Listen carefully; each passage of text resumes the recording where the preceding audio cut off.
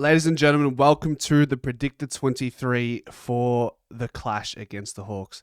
If there's a team that I hate any more than Carlton, I'd put the Hawks right up there just for what they were able to do to us in the early 2010s.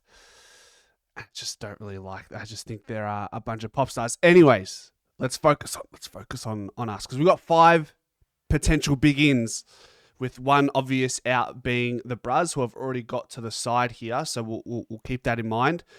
Some massive ins. Let's start with the defense, okay? Quaynor has somehow found his way into the 2023 form that we grew to love. He's finding the footy a lot more. He's a little bit erratic by foot sometimes, but I feel like the more he's getting the ball in his hands, he's becoming more comfortable and he'll make better decisions.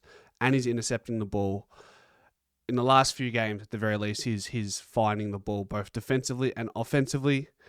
Josh Dacos has been nothing short of astounding, so we'll keep him in there. No dramas there, that's for sure. Billy Framps, what a guy. Did player analysis on him today, so if you haven't seen that, go have a look. I displayed exactly why Billy Frampton has revived his career in 8 games this year. All right. Pez, we'll put Pez here for now. Okay. Pez is there for now. Darcy Moore will be an inclusion. So we'll give you the green light as per Fly's presser today. And then on the other side is Dan Houston, who is unleashing the shackles off Josh Dacos and Quaynor, in my opinion. So what this guy's output is doesn't matter so much as long as someone here is doing the heavy lifting, and that's fine. He doesn't have to be a 3-time All-Australian. He's here to play a role, much like the Pez Meister. Okay, Jeremy Howe. Jeremy Howe, you're not going to start on the bench, are you? So we'll put Pez there. Jeremy has an absolute lock. He's been my favourite defender over the last couple of years. He's just so consistent. I love his spoils, if I haven't made that clear enough in the past.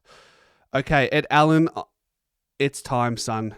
It's time. You had a good game last week. Build on it. You will not get a turn in here. Very limited if it is the case. So you've got to make this your own. I feel like he's more of an inside mid with his use by hand.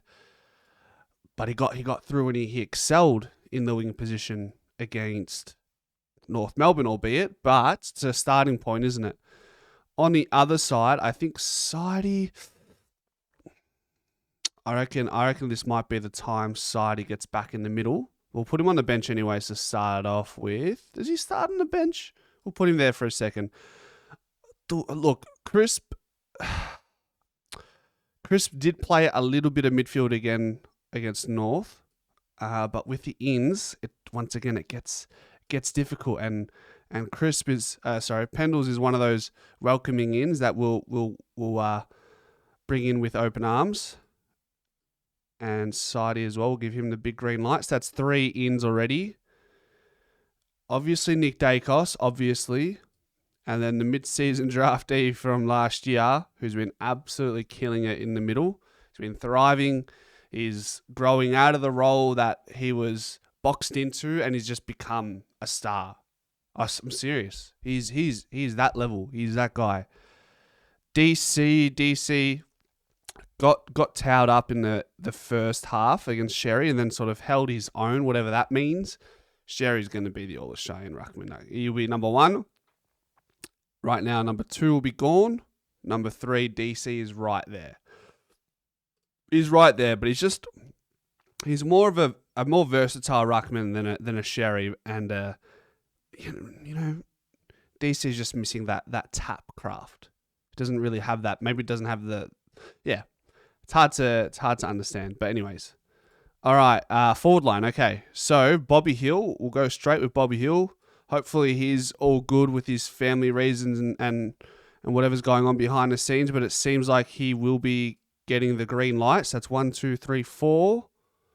And then our other final green light will definitely be Shooter. So Shooter, you're in. And there's going to be some stiff plays here. I can already sense it. I haven't had to make any difficult decisions yet. Checkers and Membry have been huge all season long. I've loved what they've been able to do. Liked Membry's game. He had 3 goals against North, didn't he? So there's that.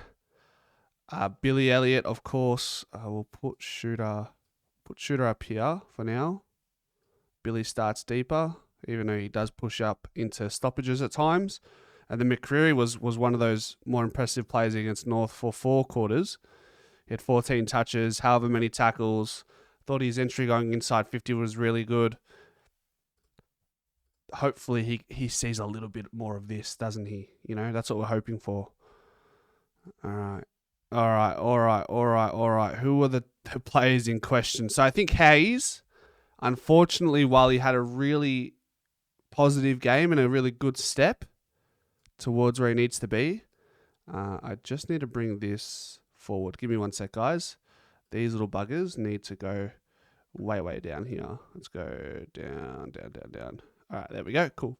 All right. I reckon Hayes as an emergency, perhaps.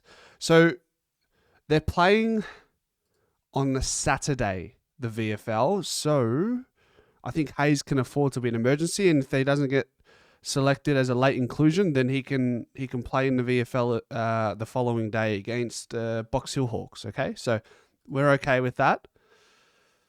Coxie. Coxie, watch this space. Hawthorn got Lloyd Meek. Do they have Ned Reeves in at the moment? I'm not too sure. Titch and Dimit here is obviously really putting his hand up for selection, but I don't think there's as much space. Sullivan was relatively quiet. He kicked the goal, didn't he, against North? Yeah. I just feel like he's just missing something.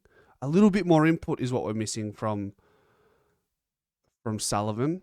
He doesn't do a lot wrong. He just doesn't have enough impact, I feel. All right. Okay. That's what we're left with. There's 3 spots left. So, presuming we want to keep our structure and give Cox every chance, put him there. Oh, I really did like Parker. I liked Parker.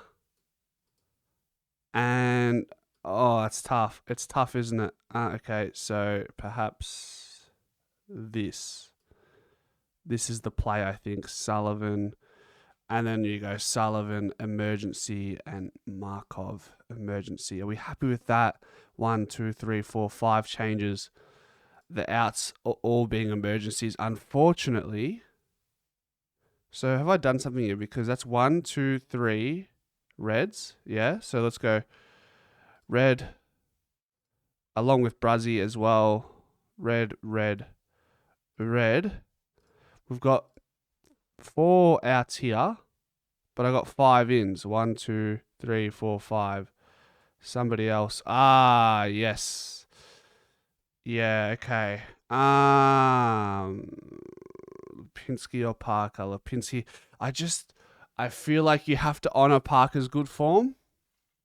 And with side bottom back in, along with Allen doing really well on the wing and Crisp providing an option there, the Pez can play on the wing. I think Lipinski just might have a stint in the VFL. I really do. And hopefully whatever he needs to work on, he works on, and then so be it. And I think we'll just take Sullivan out of the emergencies and he can not worry about being selected for AFL for the week. So I think we live with that, guys, right? I think we live with that. Q, Framps, Howe, Jacos, Moore, Houston. I'm happy with that, guys. Let me know what you think in the comment section, and we'll go from there. Hopefully, we fucking right our wrongs against the Hawks, talking about way back when last year. Go Pies.